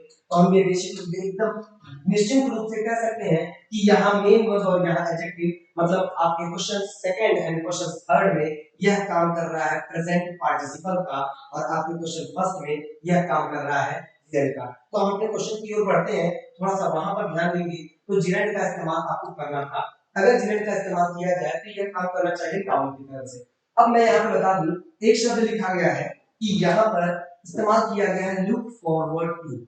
ये एक फ्रेजल वर्ब है जिसका मतलब होता है किसी चीज के लिए उम्मीद रखना या किसी चीज को आगे की ओर देखना। तो ये काम करता है, ये इसके बाद हमेशा जिरेंड फॉर्म का इस्तेमाल किया जाता है, इसलिए यहाँ पर मीटिंग शब्द जो है वो जिरेंड का काम कर रहा है। इसका मतलब ए के लिए 3 हमारा क्या होगा, सही आंसर होगा। आगे की ओर बढ़ा जाए दूसरा, तो पार्टिसिपल जाहिर सी बात है एक ही जगह पे और आईएनजी फॉर्म आया हुआ है, तो ये काम किसका करेगा, पार्टिसिपल का। और ये कैसा पार्टिसिपल है मैं बता चुका हूं, प्रेजेंट पार्टिसिपल है। रीजन क्या बताता है, ध्यान दीजिएगा ये सेंटेंस कैसा सेंटेंस है। यदि किसी एक ही कर्ता के द्वारा, एक ही सब्जेक्ट के द्वारा दो काम ऐसे किए गए हों जिसमें एक के तुरंत बाद दूसरा किया गया हो, तो वहां हमेशा प्रेजेंट पार्टिसिपल का इस्तेमाल करते हैं। तो जंपिंग अप कर कूदते ही वह भाग गया, तो कूदते ही वह भाग गया। शेर को देखते ही मैंने गोली मार दी, टीचर को देखते ही स्टूडेंट क्लास में भाग गए। तो यहाँ एक ही व्यक्ति है जो दो काम कर रहे हैं, मैंने शेर को देखा और मैंने ही गोली मारी, मैंने ही टीचर को देखा और मैं ही क्लास में भाग गया। इसका मतलब एक ही सब्जेक्ट के द्वारा दो काम किए गए हैं, लेकिन दोनों कर्ता के दोनों कामों के बीच में कोई भी गैपिंग नहीं है, तो वहां पे हम लोग पार्टिसिपल का इस्तेमाल कर लेते हैं और होगा जंपिंग अप ही रैन अवे। आगे बात करते हैं, इसका मतलब यह आपका पार्टिसिपल का काम करेगा, मतलब यहाँ ऑप्शन नंबर 1 सही होगा, यहाँ ऑप्शन 3 सही होगा। एंटीसीडेंट, एंटीसीडेंट का प्रयोग हमेशा रिलेटिव प्रोनाउन के पहले किया जाता है। तो थोड़ा सा ध्यान दीजिएगा, जब हम लोग इस्तेमाल करते हैं रिलेटिव प्रोनाउन का, इसके पहले यूज किया गया नाउन ही कहलाता है एंटीसीडेंट। मतलब यहाँ पे हम अगर एंटीसीडेंट बोल रहे हैं तो ये रिलेटिव प्रोनाउन के पहले आने वाले नाउन को कहा जाए। तो यहाँ पर कहाँ होगा, तो यहाँ देखिए लिखा है I am one of these that. That एक हमारा रिलेटिव प्रोनाउन है, इसके पहले दीज मतलब नाउन या प्रोनाउन दोनों का यूज किया जा सकता है। तो दीज यहाँ पर किसका काम करेगा, एंटीसीडेंट का। मतलब किसी सेंटेंस में एंटीसीडेंट का यूज किया गया है, ये हो जाएगा ऑप्शन नंबर 4। आगे बढ़ते हैं, लिखा है object complement. I found the candidate unworthy. आपके ऑब्जेक्ट कॉम्प्लीमेंट को थोड़ा सा क्लियर करने के लिए मैं कुछ बातें यहाँ पर लिख दूं। जैसे मान लीजिए अगर मैं अपने कुत्ते को बुलाता हूँ, I call my dog Tommy. मान लिया गया मैं अपने कुत्ते को क्या बुलाता हूँ, टॉमी। तो अगर देखेंगे तो ऑब्जेक्ट के प्लेस पर दो शब्द हमें मिल रहे हैं, एक माय डॉग दूसरा टॉमी। जरा ध्यान दीजिएगा, क्या मेरा कुत्ता ही टॉमी है, तो हाँ बिल्कुल कुत्ता ही टॉमी है। इसका मतलब क्या हुआ कि इन दोनों में समानता दिखाई जा रही है, आपका दिखाया जा रहा है रिजम्बलेंस कि मेरा कुत्ता ही सीधे सीधे क्या है, टॉमी है। तो इस कंडीशन में दूसरे वाले शब्द को ऑब्जेक्ट कॉम्प्लीमेंट बोला जाता है। इसका मतलब यहाँ पे इस प्रकार की सेंटेंसेस में हम लोग ऑब्जेक्ट कॉम्प्लीमेंट पाते हैं। अगर यहाँ देखा जाए आई फाउंड मैंने पाया द कैंडिडेट अनवर्दी, तो जरा बताइएगा क्या कैंडिडेट ही अनवर्दी निकला, तो बिल्कुल कैंडिडेट ही अनवर्दी निकला। तो यहाँ आपके इस अनवर्दी शब्द को ऑब्जेक्ट कॉम्प्लीमेंट कहा जाएगा दोस्तों। इसका मतलब यहाँ पर ऑब्जेक्ट कॉम्प्लीमेंट का यूज किया गया है। तो हम अगर बात करें तो पहले में इस्तेमाल किया गया है हमारा पार्टिसिपल का, मतलब बी का पहला होगा। दूसरे में इस्तेमाल किया गया है ऑब्जेक्ट कॉम्प्लीमेंट, इसका मतलब सी का दूसरा होगा। तीसरे में इस्तेमाल किया गया है जिरंड, इसका मतलब ए का 3 होगा। और एंटीसीडेंट का इस्तेमाल चौथे में किया गया है। सही आंसर होगा 3 4 2 1, ऑप्शन नंबर डी इसका सही जवाब हो जाएगा दोस्तों। तो ये हमारे सारे के सारे इंग्लिश के क्वेश्चन का सॉल्यूशन था। सॉल्यूशन के साथ जो है इसमें बताया गया कि चीजों को कैसे कैसे आपको सॉल्व करना है। होप आपको चीजें अच्छी लगी होंगी और जरूर बने रहिएगा। हम नेक्स्ट वीडियो की तरफ बढ़ेंगे। हमारा जो टेस्ट दूसरा हुआ था उस दूसरे वाले वीडियो की तरफ जो आपके 14 तारीख को आपका कंडक्ट कराया गया था, उस 14 तारीख की वीडियो का डिस्कशन देखते शीघ्र ही आऊंगा।